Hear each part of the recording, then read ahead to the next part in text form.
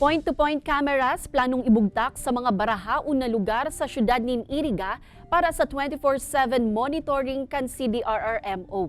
Iba pang lakdang kan syudad nganing matungkusan ang problema sa baha. Aramon ta sa pagtutok live ni Jessica Kalinog. Jessica.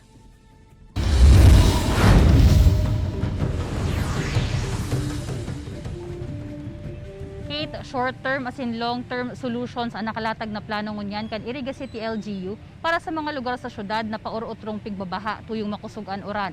Alagad aminado man ang lokal na gobyerno na kaipuhan in huruhalawig na panahon asin dakulang pondo tanganing marealisar ini.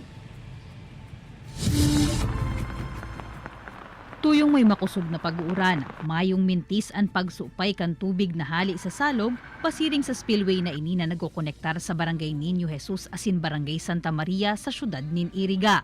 Minaabot hasta habayan ang level kan tubig sa lugar, may pagkakataon man na piglalaog na nin tubig ang haraning kaharungan.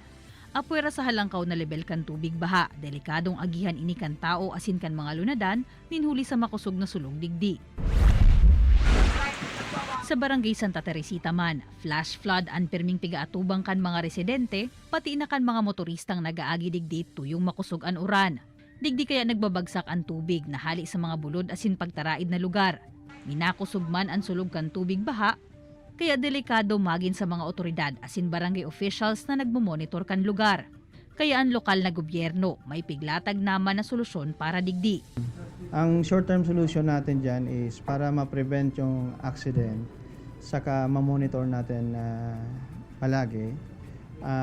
Mayroon na tayong ongoing project dyan. Maglalagay tayo ng point-to-point camera para 24 hours na ma-monitor, lalo na kung malakas ang ulan, saka may mga bagyo. So, hindi na kailangan pumunta personally ng tao. Ang long-term solution naman, iyo ang pag-elevate o pagpalangkaw na kan mga spillway asin pagbugtak nin tulay na pwedeng maagihan. May mga proposal naman subuot na ipigsumiter ang LGU sa DPWH para mapondohan ang proyekto. And right now, we are in the process of procuring 2 4x4 rescue vehicles para every time na nag-overflow to, makakatawid pa rin tayo. So yung may mga emergency na kailangan tumawid, matatawid pa rin. Alagad an hapot, nuarin daw ini marirealisar, purog na ang solusyon para sa mga pigbabahang spillway. We will try to communicate, magpa-follow up na naman kami ulit sa DPWH for the funding nitong mga spillway na ito. Malaki kasi ang budget na kailangan nito. Ang nito national dapat magpo-provide ng funding.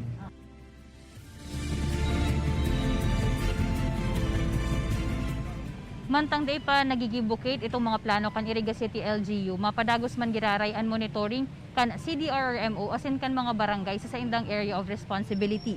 Kabali na digdi itong pagpapasara kan mga binaha asin delikadong lugar tuyong makusugan oran, pati naan mahigot na pagpapangalad man sa paglusong digdi kan mga residente asin kan mga bihikulo tanganing maibitaran an ano pa man na mga aksidente. Kate?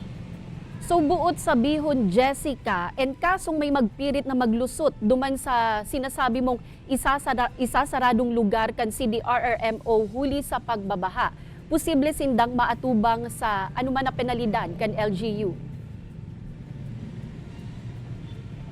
Actually, Kate, sa presente, mayo maninlay ang Iriga City na nagpapautob kan penalidad para sa mga mabayolar digdi. Alagad, sabi nga ni kan LGU, sana day naman mag-abot and habo maninda na mag-abot pa duman sa punto na kaipuhan ng mga ordinansa o lay kan syudad tanganing mapanagot sana o mapanimbag ining mga mabayolar digdita. Sabi nga ni Ninda, para man sana ini sa pagiging salbado kan gabos, kaya importante na magsunod sa pagpapautob kan mga otoridad, kan mga barangay officials, tanganing maibitaran man ang ano pa man na mga aksidente. Asin pwede man na mag-agi na sana duman sa mga alternate route, itong duman sa highway, although medyo horohalawig na agihan ito, alagad mas salbado sinda kung duman maagi asin day na mapirit na magbalyo pa sa baha.